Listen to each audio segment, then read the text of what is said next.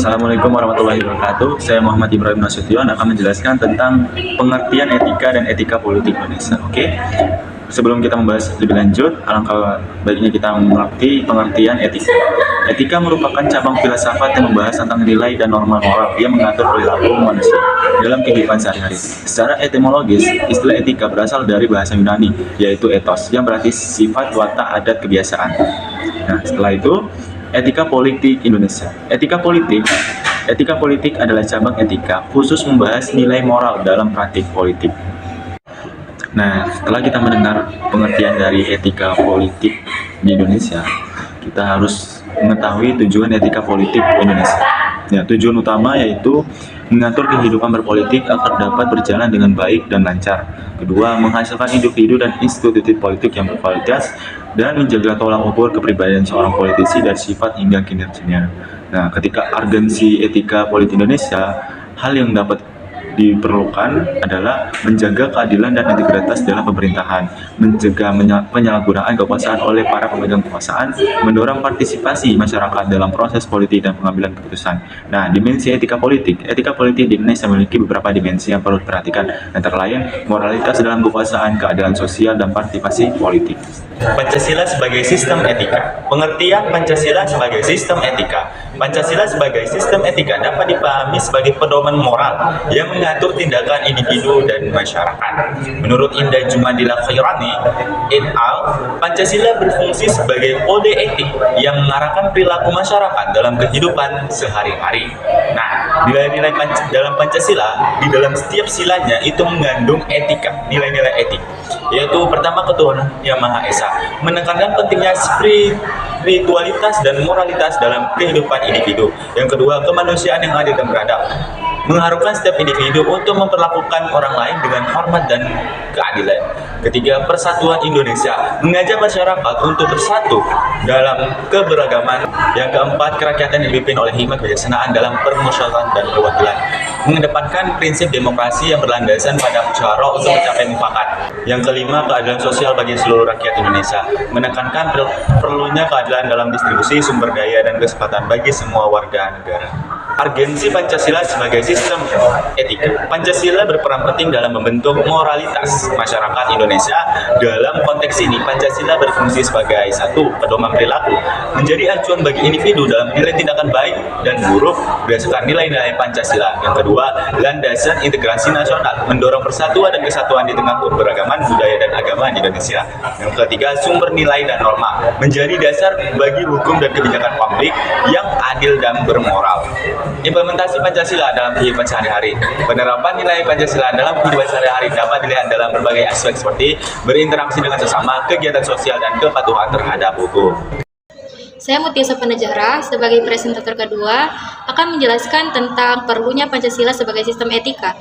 Menurut Winarno, perlunya Pancasila sebagai sistem etika sangat diperlukan dalam kehidupan bermasyarakat, berbangsa, dan bernegara di Indonesia karena beberapa alasan penting. Di antaranya, yang pertama, memberikan landasan etik moral bagi seluruh komponen bangsa dalam menjalankan kehidupan kebangsaan dalam berbagai aspek.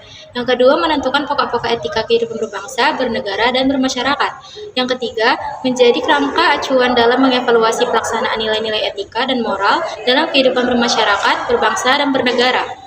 Dengan demikian, Pancasila sebagai sistem etika sangat penting untuk yang pertama, mengatur perilaku individu dan masyarakat, menekankan nilai-nilai seperti ketuhanan, kemanusiaan, dan keadilan. Yang kedua, membantu memerangi kerusakan moral yang muncul akibat globalisasi. Yang ketiga, menyaring nilai-nilai negatif, mencegah korupsi, dan melindungi hak asasi manusia. Yang keempat, memberikan pedoman dalam hubungan sosial, memastikan integrasi dan semangat kebangsaan di berbagai tingkatan. Etika kehidupan bermasyarakat, berbangsa, bernegara sebagaimana dituangkan dalam Ketetapan MPR Nomor 6 MPR tahun 2001 tentang etika kehidupan berbangsa meliputi etika sebagai berikut. Yang pertama ada etika sosial dan budaya. Etika ini dimaksudkan untuk menumbuhkan dan mengembangkan kembali kehidupan berbangsa yang berbudaya tinggi dengan menggugah, menghargai, dan mengembangkan budaya nasional yang bersumber dari budaya daerah. Yang kedua ada etika politik dan pemerintahan. Etika ini dimaksudkan untuk mewujudkan pemerintahan yang bersih, efisien, dan efektif, serta menumbuhkan suasana politik yang demokratis. Yang ketiga ada etika ekonomi dan bisnis. Etika ini dimaksudkan agar prinsip dan perilaku ekonomi dan bisnis, baik oleh perseorangan institusi maupun pengambil keputusan dalam bidang ekonomi dapat melahirkan kondisi dan realitas ekonomi yang bercirikan persaingan yang jujur, berkeadilan, mendorong berkembangnya etos kerja ekonomi, daya tahan ekonomi, dan kemampuan saing. Yang keempat, ada etika penegakan hukum yang berkeadilan. Etika ini dimaksudkan untuk menumbuhkan kesadaran bahwa tertib sosial, ketenangan, dan keteraturan hidup bersama hanya dapat diwujudkan dengan ketaatan terhadap hukum dan seluruh peraturan yang berpihak kepada keadilan. Yang kelima, ada etika keilmuan. Etika ini dimaksudkan untuk menjunjung tinggi nilai-nilai kemanusiaan, ilmu pengetahuan, dan teknologi agar warga bangsa mampu menjaga harkat dan martabatnya. Selanjutnya, saya akan menjelaskan tentang Pancasila sebagai etika politik Indonesia. Pancasila sebagai etika politik Indonesia memiliki beberapa aspek penting sebagai berikut. Yang pertama, ada pengertian etika politik. Etika politik adalah cabang dari filsafat politik yang membicarakan perilaku atau perbuatan politik untuk dinilai dari segi baik atau buruknya. Yang kedua, ada Pancasila sebagai sumber etika politik. Pancasila merupakan sumber nilai, norma, dan moral yang dapat memberikan legitimasi hukum, demokratis, dan moral dalam penyelenggaraan negara. Lalu ada implementasi Pancasila dalam etika politik. Pancasila menegaskan nilai-nilai seperti keadilan sosial, demokrasi, persatuan, kemanusiaan, dan ketuhanan yang Maha Esa. Dalam pelaksanaan politik, segala aspek yang menyangkut kekuasaan, kebijaksanaan publik, dan pembagian kewenangan harus berdasarkan legitimasi moral religius, legitimasi hukum, dan legitimasi demokrasi. Yang keempat, ada contoh penerapan Pancasila sebagai etika politik. Contohnya seperti kebijakan harga bahan bakar minyak atau BBM, tarif dasar listrik dan telepon, kebijakan ekonomi mikro dan makro, dan banyak lagi. Penerapan Pancasila sebagai etika politik. Sekian penjelasan dari saya. Apabila ada kesalahan, mohon dimaafkan. Terima kasih. Selanjutnya di sini ada dinamika dan tantangan Pancasila sebagai sistem etika. Yang pertama itu dinamika Pancasila sebagai sistem etika. Pancasila sebagai sistem etika tidak bersifat statis, tetapi dinamis. Artinya Pancasila dapat menyesuaikan diri dengan perkembangan zaman dan kebutuhan masyarakat. Etika mengalami proses marginalisasi secara serius sedemikian rupa. Pergeseran nilai akibat transaksi informasi global dan pola pikir pragmatis materialisme telah berimbas pada peminggiran etika. Berikut ini adalah beberapa contoh dari dinamika Pancasila sebagai sistem etika. Yang pertama itu dalam bidang politik. Pancasila menjadi dasar bagi penyelenggara pemerintahan yang demokratis, transparan, akuntabel, dan partisipatif. Nilai-nilai kerakyatan dan keadilan menjadi acuan bagi penyusunan undang-undang, kebijakan publik, serta pengawasan dan pengadilan. Etika politik sudah lama tiara. Selanjutnya dalam bidang hukum. Pancasila menjadi sumber dari segala sumber hukum yang berlaku di Indonesia. Nilai-nilai ketuhanan, kemanusiaan, persatuan, kerakyatan, dan keadilan menjadi pedoman bagi pembentukan, penegakan, dan pengembangan hukum di Indonesia. Dalam bidang ini yang terjadi sekarang adalah hukum dibuat dan ditegakkan tanpa bertumpu pada etika, moral, dan hati nurani sehingga menjauhi rasa keadilan. Yang ketiga, dalam bidang sosial. Pancasila menjadi dasar bagi kehidupan bermasyarakat yang harmonis, toleran, dan solidaritas. Nilai-nilai kemanusiaan dan persatuan menjadi acuan bagi penghormatan dan penghargaan terhadap perbedaan suku, agama, ras, dan golongan. Di bidang sosial, etika dalam pergaulan antar sesama warga semakin tergerus oleh berbagai hal, mulai dari pergeseran nilai sebagai imbas modernitas, derasnya arus informasi yang tak terbendung, sampai menyeruaknya kembali politik identitas.